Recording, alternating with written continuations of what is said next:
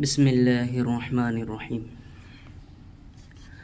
دار فانی کو تجھے چھوڑ کے جانا ہوگا، موت سے بچنے کا کوئی نہ بہانہ ہوگا۔ ہر جنازے سے تجھے ملتا ہے درس عبرت، آج ہم جاتے ہیں کل تجھ کو بھی آنا ہوگا۔ اپنے اعمال گناہوں سے منزہ رکھنا، حشر کی دھوپ میں کوئی نہ ٹھکانا ہوگا۔ قبر میں رکھ کے تجھے بھول سبھی جائیں گے، تیرا اپنا بھی حقیقت میں بیگانہ ہوگا۔ اپنی طاقت پہ تو مغرور بنا بیٹھا ہے، اپنی طاقت پہ تو مغرور بنا بیٹھا ہے، تیرا بھی ذکر فقط ایک فسانہ ہوگا۔ تیرے اعمال تصدق تیرے ساتھی ہوں گے، قبر میں ساتھ نہ کنبہ نہ گھرانہ ہوگا، قبر میں ساتھ نہ کنبہ نہ گھرانہ ہوگا۔ ذرا اپنے دل پر ہاتھ رکھ کر سوچئے، ہم اس دنیا میں آخر کتنے دن کے مہمان ہیں؟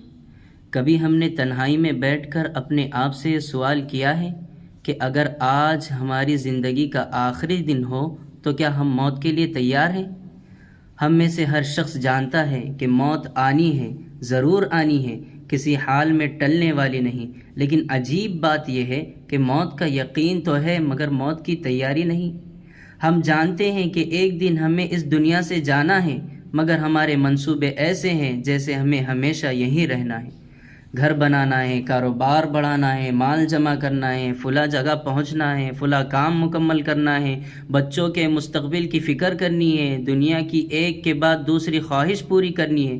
لیکن کبھی یہ بھی سوچا ہے کہ میری آخرت کا کیا بنے گا، میری قبر کا کیا بنے گا، میرے اعمال نامے کا کیا بنے گا، قیامت کے دن میرے رب کے سامنے میرا کیا جواب ہوگا؟ قرآن کریم نے یہود کا ذکر کرتے ہوئے ان کی دنیا سے غیر معمولی محبت کا نقشہ کھینچا۔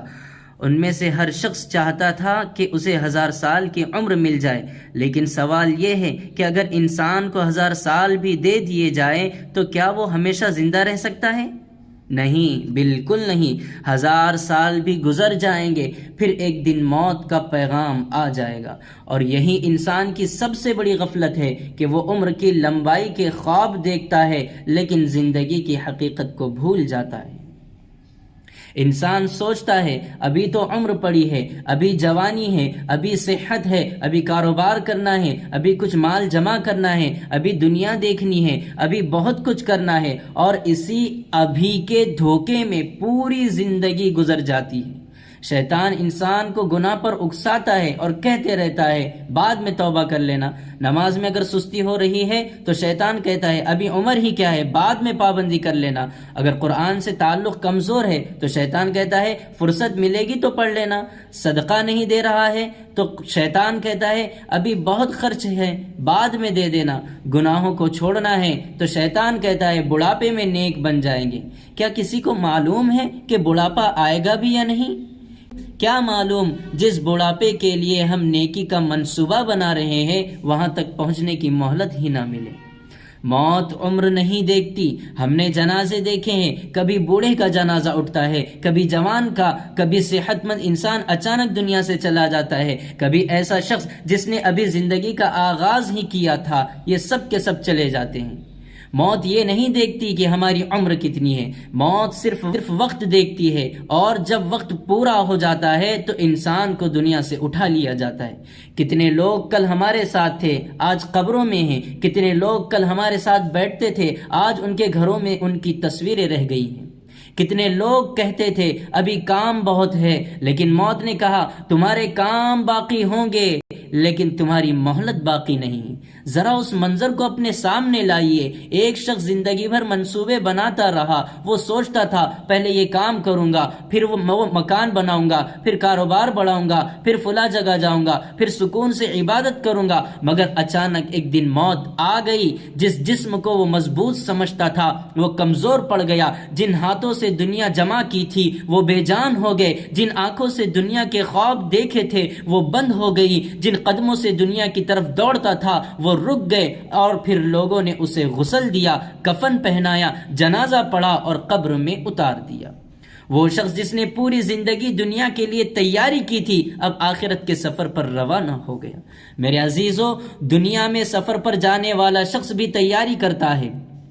اگر کہیں دور جانا ہو تو کپڑے تیار کرتا ہے، سامان باندھتا ہے، راستے کا انتظام کرتا ہے، گاڑی کا بندوبست کرتا ہے۔ لیکن ہم ایک ایسے سفر پر جانے والے ہیں جس کا راستہ قبر سے شروع ہوگا اور آخرت تک جائے گا۔ اس سفر کے لیے ہمارا سامان کیا ہونا چاہیے؟ یہی نماز، روزہ، تلاوت قرآن، ذکر و اذکار، صدقہ و خیرات، والدین کی خدمت، حقوق العباد کی ادائیگی اور توبہ و استغفار۔ کیا یہ ہمارے پاس ہے یا صرف ہمارے پاس دنیا کی خواہشیں ہیں؟ یاد رکھیے، دنیا کے سفر کا سامان اگر کم پڑ جائے تو راستے میں خریدا جا سکتا ہے، لیکن آخرت کے سفر کا سامان موت کے بعد قسم بخدا نہیں خریدا جا سکتا۔ حضرت عبداللہ بن عمر رضی اللہ تعالیٰ عنہما کی روایت ہے کہ رسول اللہ صلی اللہ علیہ وسلم نے ایک مرتبہ کندھے پر ہاتھ رکھتے ہوئے فرمایا، دنیا میں ایسے رہو جیسے تم مسافر ہو یا راستے سے گزرنے والے ہو۔ سبحان اللہ! نبی کریم صلی اللہ علیہ وسلم نے پوری زندگی کا نقشہ چند الفاظ میں ہمارے سامنے رکھ دیا۔ دنیا منزل نہیں، راستہ ہے۔ دنیا ٹھکانہ نہیں، مسافر خانہ ہے۔ دنیا قیام کی جگہ نہیں، سفر کی جگہ ہے۔ مسافر راستے کے مکان کو اپنا مستقل گھر نہیں سمجھتا۔ مسافر راستے کی ہر چیز کو ہمیشہ کے لیے جمع نہیں کرتا۔ اسے معلوم ہوتا ہے کہ اسے آگے جانا ہے، اور ہمیں بھی معلوم ہونا چاہیے کہ ہم دنیا کے لیے نہیں آئے ہیں بلکہ ہمیں بھی آگے جانا ہے، ہمیں قبر میں جانا ہے، ہمیں حشر کے میدان میں جانا ہے، ہمیں اللہ تعالیٰ کے سامنے کھڑا ہونا ہے۔ جوانی کے بارے میں بھی سوچئے۔ رسول اللہ صلی اللہ علیہ وسلم نے حضرت ابن عباس رضی اللہ تعالیٰ عنہما کو نصیحت فرمائی کہ 5 چیزوں کو 5 چیزوں سے پہلے غنیمت سمجھو۔ سب سے پہلی چیز فرمائی، جوانی کو بڑھاپے سے پہلے، صحت کو بیماری سے پہلے، مالداری کو محتاجی سے پہلے، فراغت کو مشغولیت سے پہلے، اور زندگی کو موت سے پہلے۔ یہ پیغام خاص طور پر ہم سب کے لیے ہے۔ جوانی صرف دنیا بنانے کے لیے نہیں ملی، یہ اللہ کو راضی کرنے کا بہترین وقت ہے۔ آج جسم میں طاقت ہے، آج آنکھوں میں روشنی ہے، آج قدموں میں قوت ہے، آج ذہن میں صلاحیت ہے، تو کیوں نہ اس جوانی کو اللہ تعالیٰ کی اطاعت میں لگا دیا جائے۔ جوانی گناہوں میں ضائع کرنے کے لیے نہیں، آخرت بنانے کے لیے ہے۔ میرے محترم بھائیوں، آج دوسروں کے جنازوں میں شریک ہوتے ہیں، کل لوگ ہمارے جنازے میں شریک ہوں گے۔ آج ہم کسی کو قبر میں اتارتے ہیں، کل ہمیں قبر میں اتارا جائے گا۔ آج ہم میت کے لیے دعا کرتے ہیں، اللہ اس کی مغفرت فرما، کل شاید کوئی ہمارے لیے بھی یہی دعا کرے کہ اے اللہ اس کی مغفرت فرما۔ لیکن فرق صرف اتنا ہوگا کہ آج ہمارے پاس عمل کرنے کا موقع ہے، کل صرف عمل کا نتیجہ ہوگا۔ آج توبہ کر سکتے ہیں، کل توبہ کا موقع نہیں ہوگا۔ آج نماز پڑھ سکتے ہیں، کل نماز پڑھنے کا موقع نہیں ہوگا۔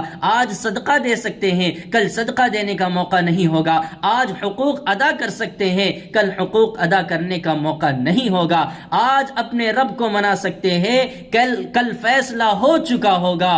اس لیے میرے بھائیوں، لمبی امیدوں کے دھوکے میں نہ آئیے۔ یہ نہ کہیے کہ ابھی وقت ہے، کون جانتا ہے کتنا وقت ہے۔ یہ نہ کہیے کل سے نیک بنوں گا، کون جانتا ہے کہ کل آئے گا بھی یا نہیں۔ آج ہی اپنے رب کی طرف ہمیں لوٹنا چاہیے، آج ہی نماز کی پابندی شروع کرنا چاہیے، آج ہی گناہوں سے توبہ کرنا چاہیے، آج ہی والدین کے حقوق ادا کرنے چاہیے، آج ہی قرآن سے اپنا تعلق مضبوط بنانا چاہیے، کیونکہ شاید جس کل کے انتظار میں ہم بیٹھے ہیں